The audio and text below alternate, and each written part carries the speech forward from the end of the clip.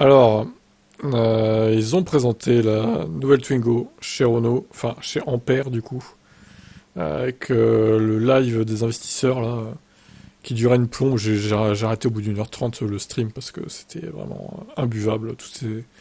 C'est trop long en fait ce genre de truc. Ça va durer 3 heures je suis sûr en plus, donc au bout d'un moment stop quoi. Donc cette Twingo qui rappelle vraiment la première Twingo pour le coup, un gros clin d'œil. Elle sera lancée en 2026. Bon, c'est un peu long. Va falloir être patient. Par contre, c'est un peu dommage qu'elle arrive si tard, mais bon. Avant, ils ont la R5 l'année prochaine à lancer, et en 2025, la R4, qui est pour moi moche d'ailleurs, la R4. À la limite, ils devraient lancer la Twingo avant la R4. Ça me semblerait plus stratégiquement une meilleure idée, mais bon, après, c'est eux qui voient. Hein.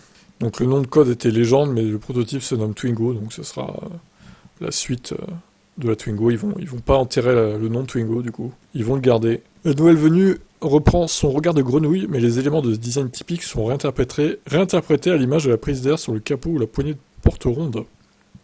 Différence notable par rapport à la Twingo d'origine, il y a 5 portes. Et ça, c'est bien. Avec ce modèle, Renault va ainsi poursuivre sa stratégie de rendre la voiture électrique accessible à tous. La R5 sera autour des 25 000, la Twingo en dessous des 20 000. Toutefois, quand la voiture de série sera lancée en 2026, ça ne sera pas si inédit, puisque Citroën a déjà prévu de proposer en 2025 la version de C3 électrique à 20 000 euros. Ouais, c'est ça, et puis même l'année prochaine, il y aura la C3 à 23 000 euros hors bonus, donc bon. D'ici là, on espère que Renault va descendre plus bas, d'autant qu'on n'oublie pas à sa sortie au printemps 2021, la Spring coûtait 17 000 euros hors bonus.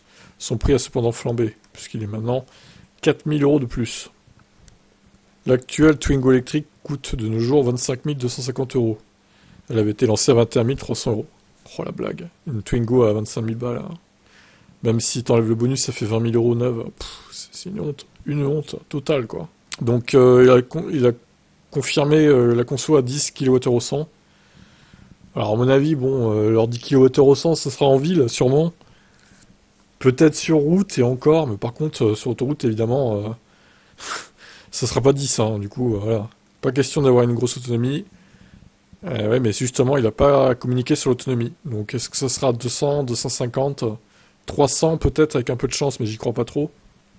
Moi, je dirais autour de 250. Par contre, si c'est moins que 250, leur voiture, elle va servir à rien, en fait. Hein. Clairement. S'ils veulent la proposer à moins de 20 000, il faut au moins qu'elle ait 250, voire 300, ça serait mieux, quoi.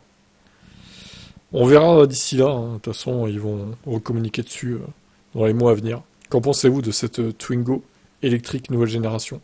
Ciao.